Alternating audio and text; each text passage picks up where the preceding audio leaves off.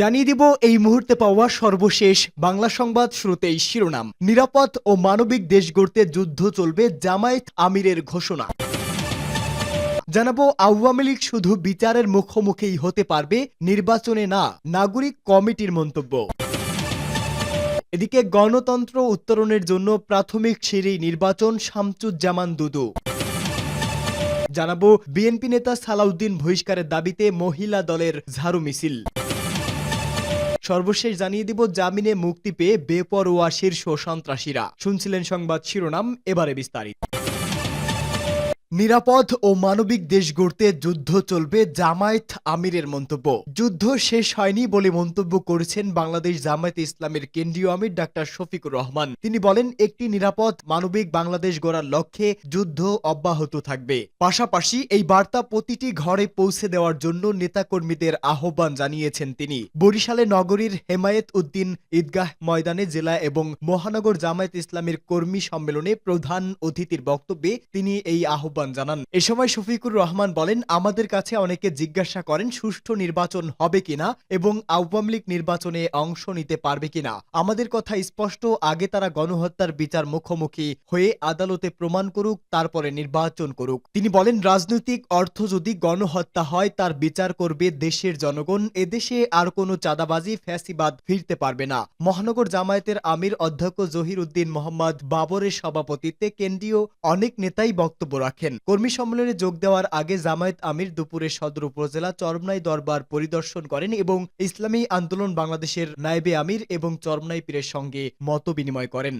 আওয়ামী লীগ শুধু বিচারের মুখোমুখি হতে পারবে, নির্বাচনে না, নাগরিক কমিটির মন্তব্য। জাতীয় নাগরিক কমিটির নেতারা বলেছেন, আগামী নির্বাচন হবে গণপরিষদ নির্বাচন, যার মধ্য দিয়ে মানুষকে সুন্দর একটি সংবিধান উপহার দেওয়া হবে। একই সঙ্গে আওয়ামী লীগ শুধুমাত্র বিচারের মুখোমুখি হতে পারবে, নির্বাচনে অংশগ্রহণ করতে দেওয়া হবে না। জাতীয় নাগরিক কমিটির ঢাকা মহানগর উত্তর আয়োজিত থানা প্রতিনিধি সম্মেলন অনুষ্ঠিত হয়। সম্মেলনে কর্মীদের প্রশ্নের উত্তর পর্বে সংগঠনের আহ্বায়ক নাসির উদ্দিন পাটোয়ারি বলেন, বর্তমান সরকার মন্তর গতিতে তাদের কার্যক্রম চালিয়ে যাচ্ছে। আমাদের যে জুলাই বিপ্লবের আকাঙ্ক্ষা তার সঙ্গে বর্তমান সরকারের কার্যক্রম মিলছে না। আমরা আগামীর যে নির্বাচনের কথা বলছি সেটা হবে গণপরিষদ নির্বাচন, যার মধ্য দিয়ে মানুষকে সুন্দর একটি সংবিধান উপহার দেওয়া হবে। এ সময় রাজনৈতিক দলগুলো অন্তর্বর্তী সরকারকে চাপ দিচ্ছে এবং ব্যর্থ করার চেষ্টা করছে বলেও জানান নাসির উদ্দিন পাটোয়ারি। আওয়ামী লীগ নির্বাচনে অংশ নিতে পারবে কিনা এই প্রশ্নের উত্তরে জাতীয় নাগরিক কমিটির সদস্য আক্তার হোসেন বলেন, আওয়ামী লীগ শুধুমাত্র একটি জিনিসের মুখোমুখি হতে পারে, তা হলো বিচার। এছাড়া ভোটে আওয়ামী লীগকে জাতীয় নাগরিক কমিটি অংশগ্রহণ করতে দেবে না। জাতীয় নাগরিক কমিটির মুখপাত্র সামান্তা শারমিন বলেন, নির্বাচনী প্রতিক্রিয়ায় নির্বাচন কমিশন, পুলিশ ও আইন শৃঙ্খলা বাহিনীকে সংস্কার করতে হবে। আমরা যে গণপরিষদ নির্বাচনের কথা বলছি তার আগে সব সংস্কার দৃশ্যমান হতে হবে। গণতন্ত্রে উত্তরণের জন্য প্রধান সিঁড়ি নির্বাচন, শামসুজ্জামান দুদু। বিএনপির ভাইস চেয়ারম্যান শামসুজ্জামান দুদু বলেছেন, গণতন্ত্রে উত্তরণের জন্য প্রধান সিঁড়ি হচ্ছে নির্বাচন। কারণ শেখ হাসিনা নির্বাচনকে শুধু বাধাই দেয়নি, বরং নির্বাচন নিয়ে তামাশাও করেছে।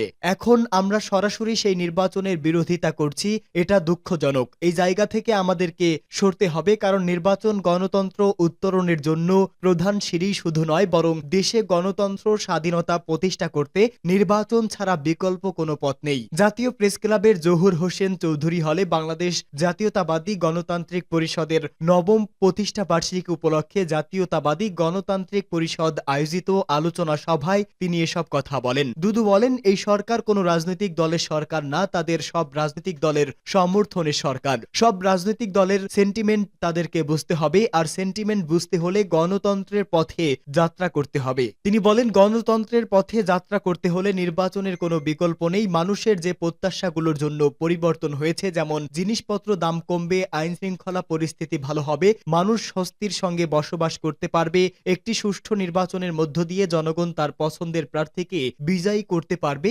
এখন যে পরিস্থিতি হয়েছে, যার কারণে অনেক জিজ্ঞাসা তৈরি হয়েছে। জিজ্ঞাসা হচ্ছে, যারা নির্বাচনের কথা বলছে তাদেরকে গণতন্ত্রের শত্রু হিসেবে আখ্যায়িত করার চেষ্টা করা হচ্ছে। কেউ বলার চেষ্টা করছে শুধু নির্বাচন ও একটি দলকে ক্ষমতায় আনার জন্য এই পরিবর্তন হয়। হয়নি। আলোচনা সভায় বাংলাদেশ জাতীয়তাবাদী গণতন্ত্র পরিষদের সভাপতি মোক্তার আখন্দের সভাপতিত্বে ও সাধারণ সম্পাদক শফিকুল ইসলামের সঞ্চালনায় আরও বক্তব্য দেন বিএনপি চেয়ারপারসনের উপদেষ্টা হাবিবুর রহমান হাবিব, সাবেক সংসদ সদস্য মোহাম্মদ শামীম কায়সার লিংকন সহ আরও অন্যান্যরা।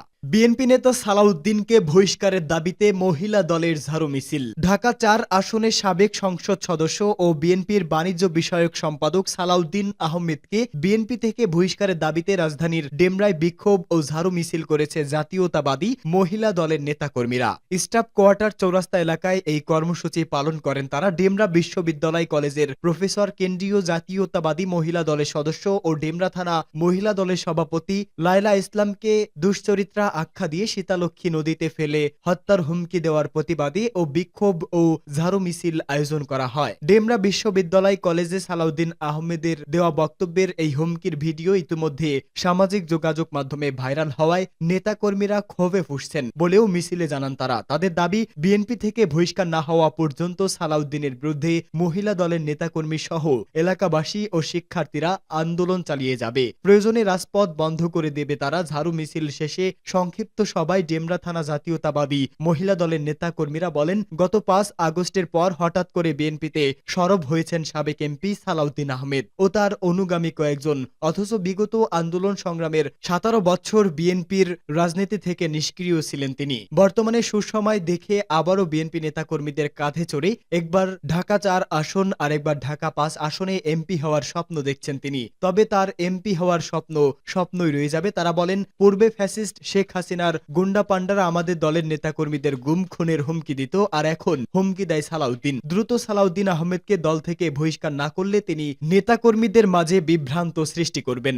জামিনে মুক্তি পেয়ে বেপরোয়া শীর্ষ সন্ত্রাসীরা। ঢাকায় জামিনে মুক্তি পেয়ে বেপরোয়া হয়ে উঠেছেন শীর্ষ সন্ত্রাসীরা। রাজনৈতিক পৃষ্ঠপোষকতার কারণে সন্ত্রাসীরা ভয়ঙ্কর হয়ে উঠেছেন, এমন কথা বলেছেন সমাজ ও অপরাধ বিশ্লেষক ডক্টর তৌহিদুল হক। রাজধানীতে বিভিন্ন ধরনের ব্যবসা, মার্কেটের নিয়ন্ত্রণ কিংবা নির্মাণাধীন ভবনে চাঁদাবাজি করছেন শীর্ষ সন্ত্রাসীরা। চাঁদা না দিলে গুলি ও বোমা মেরে আতঙ্ক তৈরি করছেন, দিয়েছেন প্রাণনাশের হুমকিও। গত ৩ মাসে 10টি ঘটনায় নাম এসেছে ইমন, সুব্রত, হেলাল, সুইডেন, আসলাম সহ কয়েকজনের। সম্প্রতি সময় সাংবাদিকদের বিশ্লেষণে উঠে এসেছে এমন সব তথ্য।